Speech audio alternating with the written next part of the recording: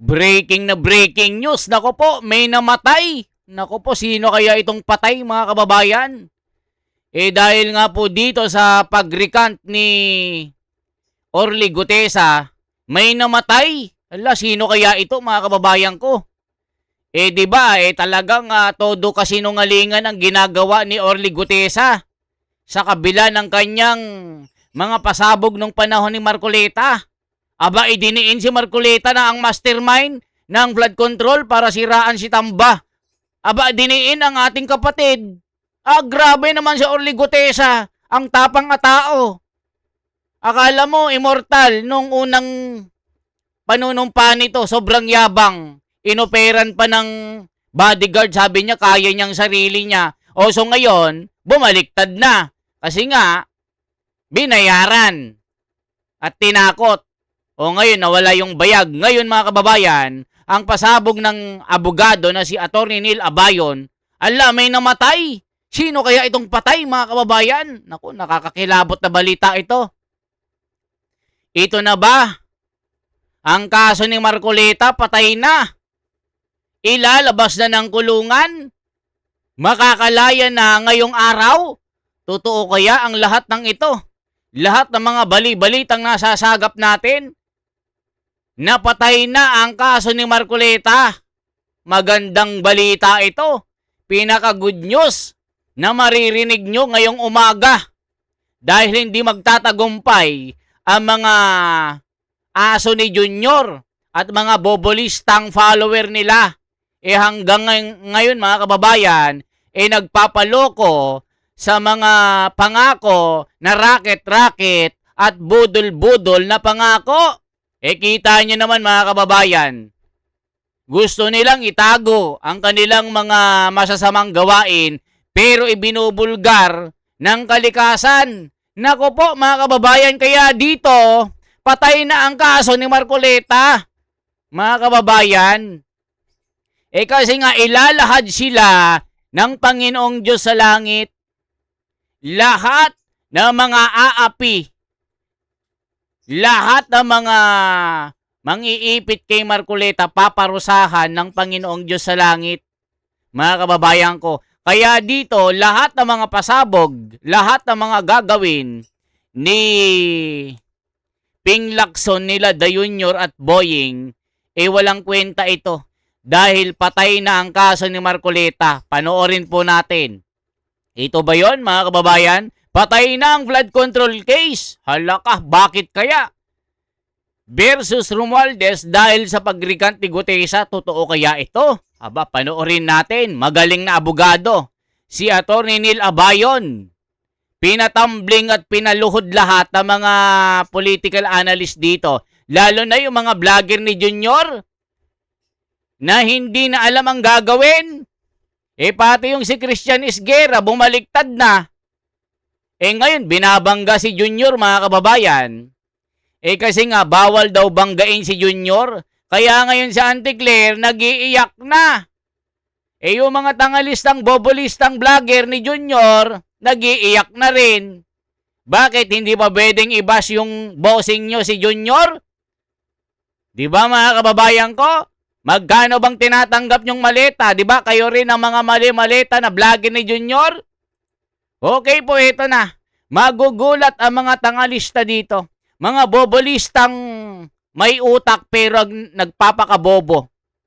Yung mga nag-aral, may mga degree, pero bobo pa rin hanggang ngayon dahil sa kanilang, kayo yung mga tunay na kulto. Kulto yung mga utak nyo. Di ba? Kayo yun. Di ba? Sinasabihan nyo yung mga didilis, DDS, kami. Mga kulto, dahil hindi nyo matalo ang aming paninindigan at pananampalataya dahil sa pagmamahal sa bayan kay Sara Duterte. Sino bang walang katwiran? Mga bobo pala kayo. Mga tangalista, hindi yata kayo naliligo. Hoy, magpatawas ka nga kayo. Pinapatawas ka lang ng nanay mo, sasabihin mo, family problem na. Di ba mga kababayan, ito ng pasabog, may namatay. Sino kaya ang patay na ito? Panoorin natin.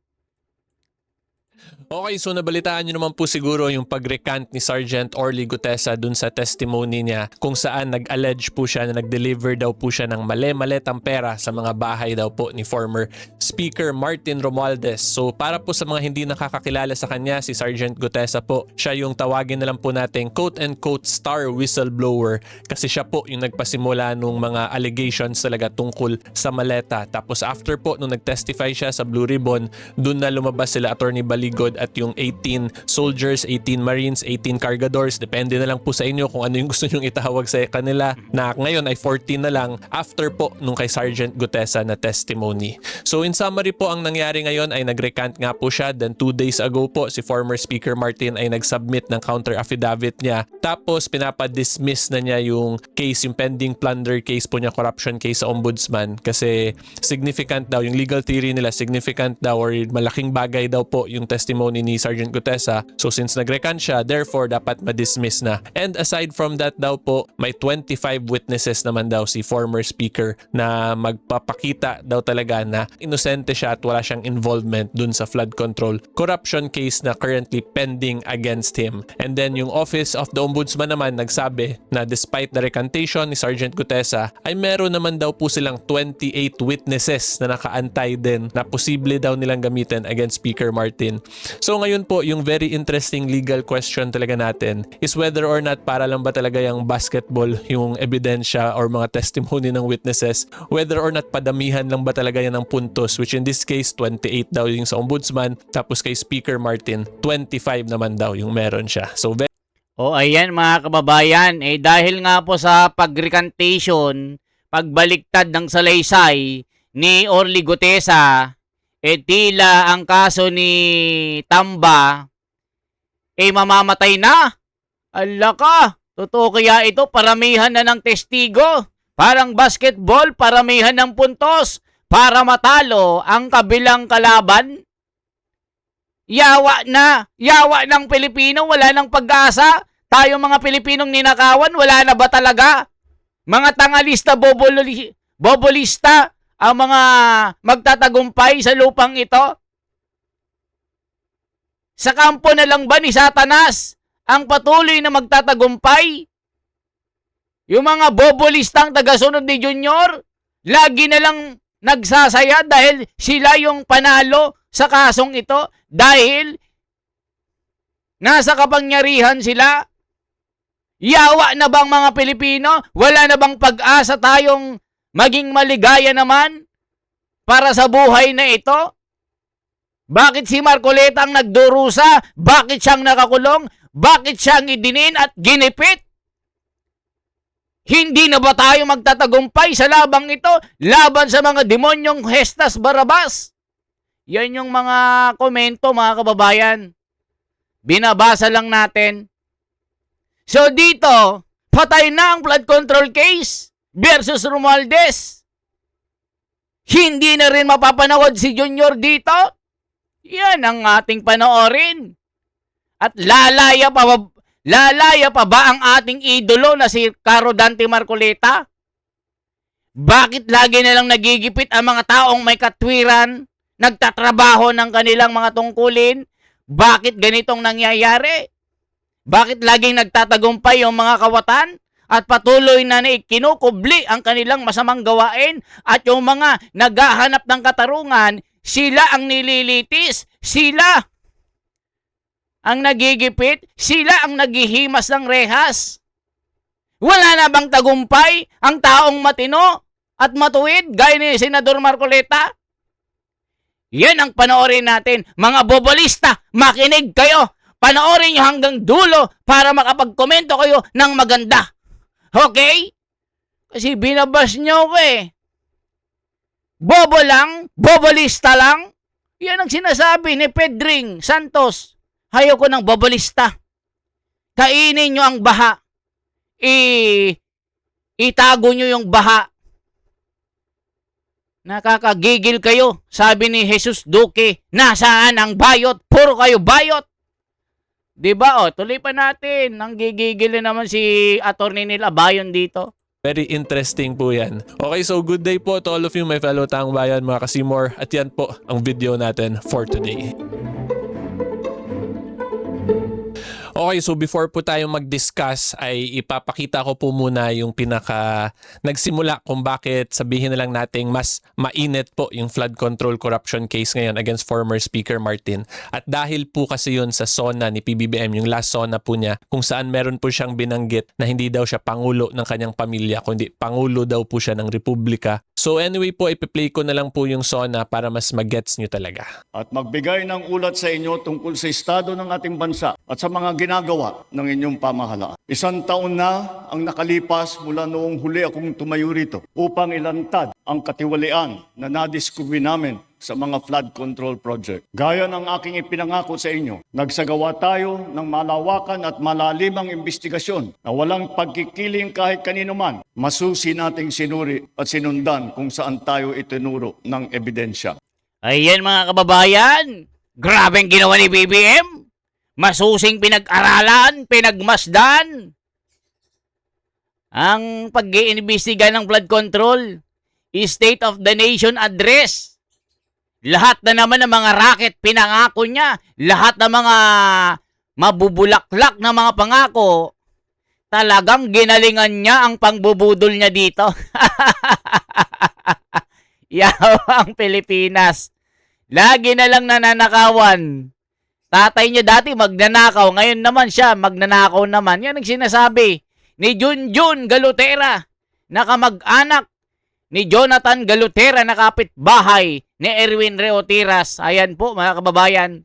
Lahat ng kailangan gawin ay ginawa natin upang matuntun ang punot dulo. Mayroon ng mga unang nakasuhan at nakulong, mga kontratista, matataas na opisyal, pati na mga mambabatas. At O ayan mga kababayan, may mga nakulong na daw mga kababayan. Isa na dyan si Marcoleta, si Defensor, si Jinggoy, si Bong Revilla, pero pinalaya din. Yawang Pilipinas. Yawang, gagaling naman ito. Talagang pagkamaleta. Ayos. Yawang Pilipinas. Kailan ka babangon, kailan ka kikilos. Ito ang sinasabi ng mga kababayan natin na bigong-bigo sa gobyernong ito. Walang natatamasa, kundi kasakamian. Ang magpapalubog sa bayan ay isang kasakiman at pagnanakaw. Ang maitim na budhi ng mga namiminuno. Parang gobyerno ni Baal. Kinakawawa ang kanyang mga tao.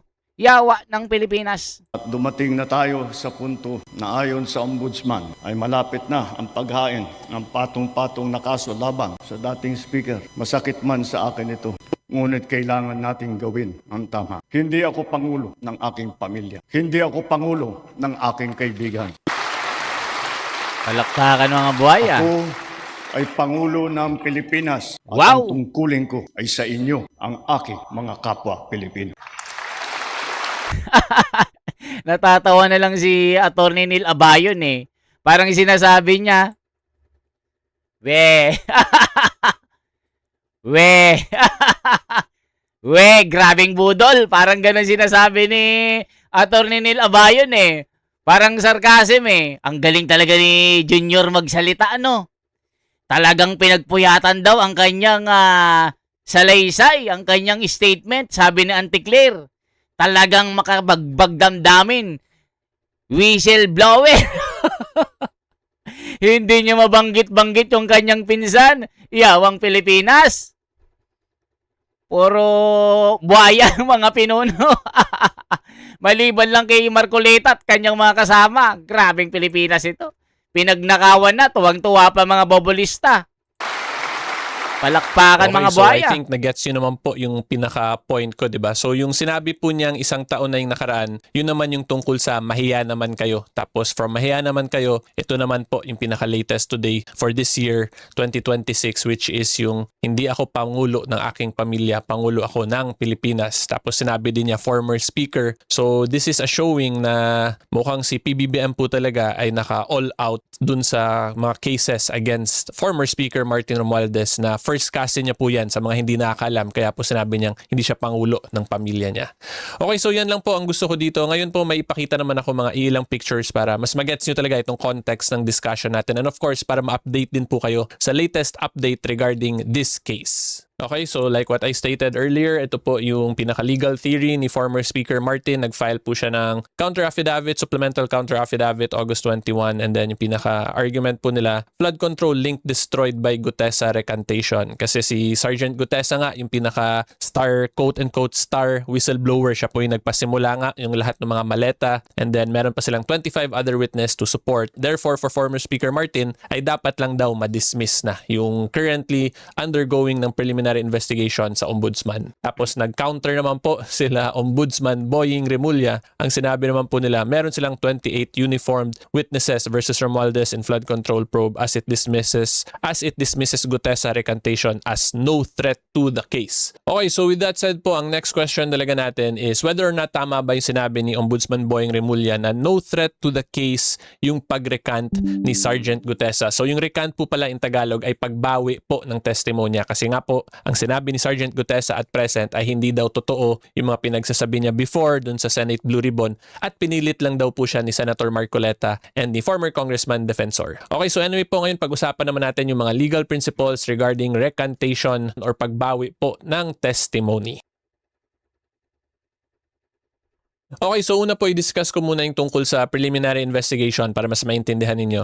So when you say preliminary investigation, ang ibig sabihin po niyan ay wala pa talaga sa korte yung kaso. Kung hindi, nasa investigative body pa lang yan. May it be the prosecution service natin, yung mga prosecutors, or in this case, ombudsman po, yung Office of the Ombudsman, yung nag-iimbestiga. Tapos yung purpose lang po ng preliminary investigation ay to determine kung whether or not meron bang tinatawag na reasonable certainty of conviction. Tapos pag ma-determine nila na may ganong reasonable certainty of conviction, ay iaakyat yan nila ngayon yung kaso dun sa appropriate court, which in this case will be the Sandigan Bayan. So wala pa po talaga to sa korte pag preliminary investigation pa lang, at hindi pa po to yung trial proper talaga na similar dun sa nakikita natin sa impeachment na may mga cross-examination of witnesses. Wala pa po talagang ganyan na nangyayari sa preliminary investigation. Okay, and when you say reasonable certainty of conviction po, ang ibig sabihin naman yan ay yung ebidensya po ng prosecution ay sapat para ma-establish yung essential elements dun sa krimen na ina-allege nila against the respondent. So in this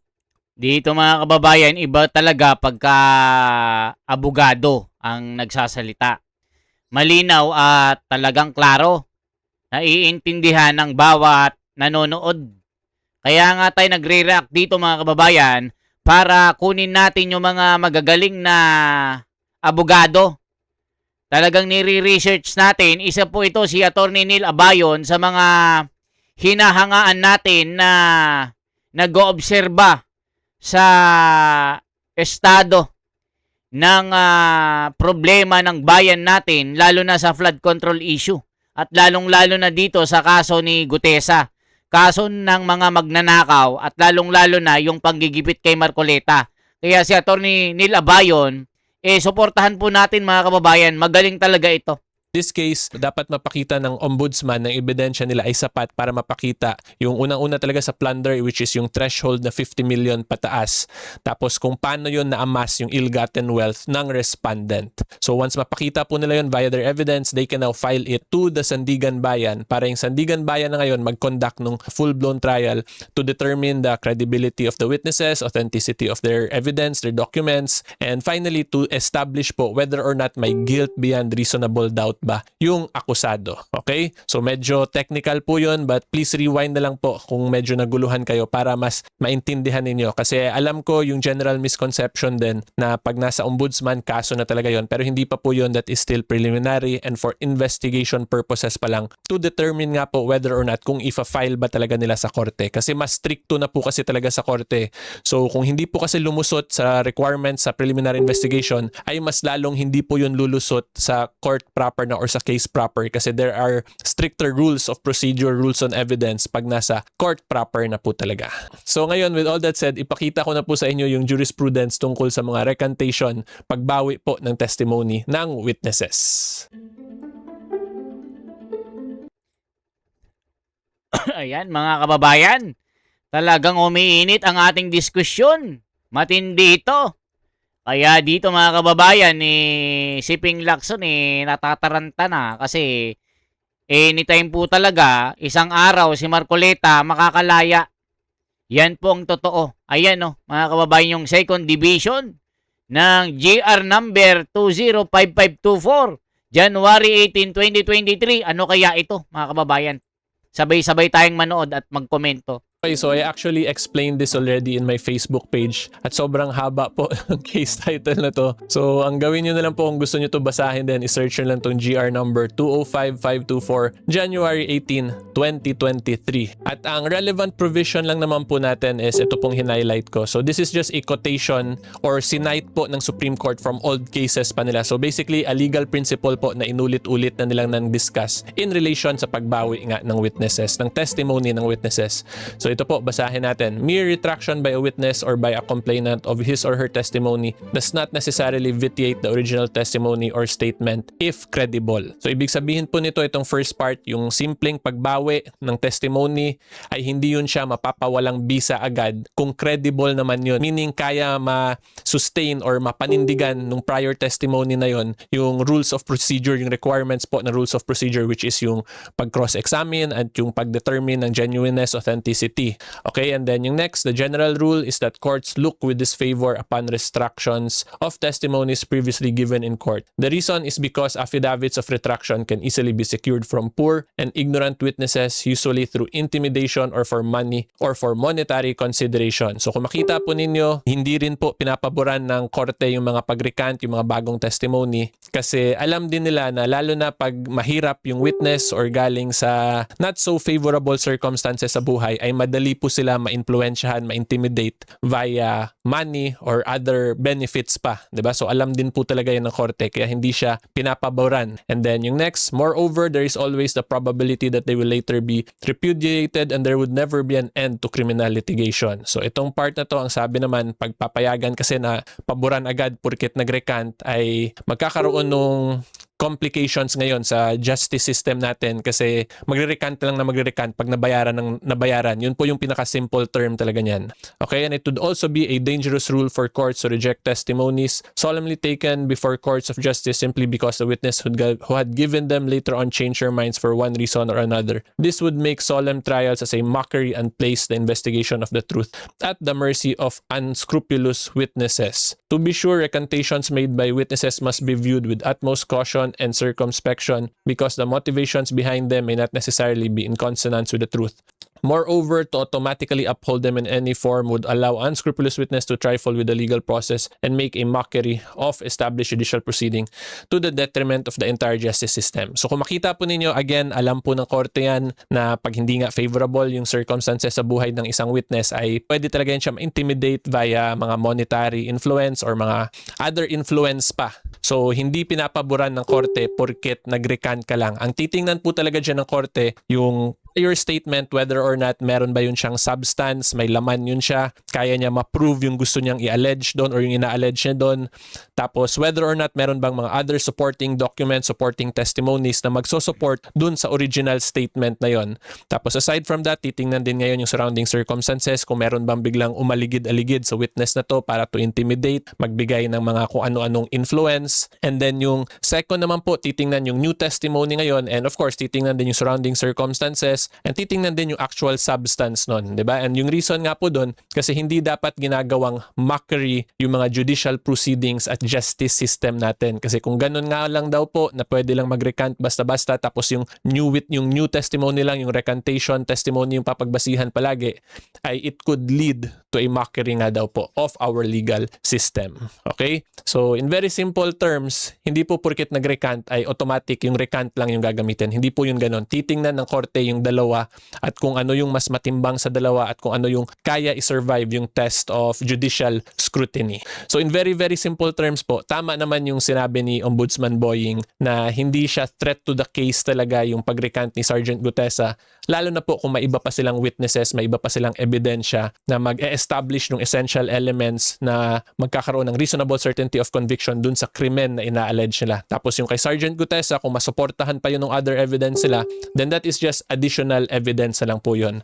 But at the end of the day, in this case po, kung kaya ng ombudsman mapakitang may reasonable certainty of conviction even without the Gutesa statement, then the case can still proceed. Yan po talaga yon. And then yung next na lang po interesting question natin is whether or not padamihan lang ba ng ebidensya talaga sa mga kaso. Kasi 28 si ombudsman, 25 naman daw kay former Martin, pero since nag-recant yung star whistleblower ay mas malakas daw sila. So yun naman po yung i-discuss natin. Ayan mga kababayan ko, talagang matindi itong pasabog na ito. Padamihan na talaga ng testigo. Akala mo basketball, paramihan ng shoot at puntos at mananalo ang maraming puntos dito. Hala ka, mga kababayan ko. Nasaan ang bayot, mga kababayan? Talagang gagawin lahat nila para makatakas sila sa kanilang mga masasamang gawain. Nako po. Okay, so ang masasabi ko lang dyan po, hindi po yan padamihan talaga ng evidence. Kasi kung let's say, meron ngang 28 na witnesses yung isang side, tapos yung mga testimony naman pala nila ay puro hearsay, meaning hindi galing sa personal knowledge nila, or nung kinross-examine, halatang nagsisinungaling, tapos yung kabila, let's say merong isa lang, pero very strong yung testimony nun, tapos merong mga supporting documents, other pieces of evidence na magsusupport sa testimony na yon. In that case, posible pa rin manalo yung isa kung mas mapapakita talaga yung lahat ng allegations, lahat ng elements ng crime. So, O ayan mga kababayan ko. 'Di ba kahit mas marami pa ang tetestigo para suportahan, para ma-dismiss ang kaso ni Tamba, kung puro kasinungalingan lang, talo pa rin. Kahit na bumaliktad si Gutesa, kumampi dito kay Tamba, kay Da Junior, kay Boying at kay Ping Lacson para idiin si Marcoleta, matatalo pa rin sila. Kasi nga, mga hearsay lang Yan ang sinasabi ng batas. Batas ang katwiran at paninindigan. Si Marcoleta, mapapalaya at mamamatay ang kanyang kaso dahil ginawan lang talaga siya ng kaso. Yan ang mga paninindigan ng isang abogado, ang tunay na tumitindig sa batas. Kung yan ang susundin ng hukuman na hindi nagpapabayad, kaso parang kayo na magkomento, parang nai-impluwensyahan na ni Junior lahat. So in simple terms, hindi po siya simply padamihan lang ng witness kasi itetest nga dyan or mag-undergo po ng judicial scrutiny yung mga witnesses na yan. So kung lumabas na puro kasinungalingan, puro hearsay, puro walang personal knowledge, kahit po 100 pa yung i-present, 200 ay wala din pong mangyayari talaga sa testimony nun or wala pong magiging value masyado talaga yung testimony na yon. Tapos kung meron lang isa or dalawa na witness na very clear po yung testimony nila, tapos may mga paper trail silang sinubmit, tapos nung kinross-check via another piece of evidence ay talagang nagkakatugma, mas malakas po yun kahit na dalawa lang yun sila versus dun sa 200. So hindi po dapat ganon yung maging mindset natin when we talk of evidence, rules on evidence, na paramihan lang na porket may 28 si ombudsman ay lamang na agad siya. Hindi po yun ganon. But again, I would just reiterate na tama naman po yung sinabi nga ni Ombudsman Boying din na posibleng hindi rin threat yung pag-recant ni Sergeant Gutesa as long as mapakita na nila yung essential elements of the crime they are alleging, which is plunder, graft, and corruption via itong 28 other witnesses pa nila. Okay? And then yung gusto ko na lang din po idagdag dito ay in preliminary investigation din po kasi hindi strictly talaga nag-a-apply yung rules on evidence or rules of procedure kasi wala pa naman po talaga to sa court proper. So ito rin pala yung gusto ko lang din i-explain ng maayos sa inyo kasi nagkakaroon na ng ng discussion among the public na porkit nag-recant, therefore mahirap na daw yung kaso. But hindi po yun ganun ka-simple lang kasi number one, si Ombudsman Remulla himself stated may 28 other witnesses sila. Number two, yung mga strict rules on evidence, technical rules on evidence ay hindi po yun strictly nag-a-apply din talaga sa preliminary investigation. So Ayan mga kababayan ko, kaya baliwala itong mga testigo ni Junior para taguan ng mga kasalanan at yung mga sangkot dito. Disgusting dahil yung mga korap nakakalusot sa batas. Kahit harap-harapan na niloloko ang taong bayan, malakas ang gapit kaya hindi napaparusahan. Diyos na ang bahala sa kanila. kidlatan sila sa ulo. Halaka. Naglolokohan o pinagloloko na ang mga Pinoy. Ninakawan na, rarakitan pa. Halaka. Pangulo sa kapwa Pilipino. Surrender si PRRD sa ibang bansa. Grabe, nakakaiyak.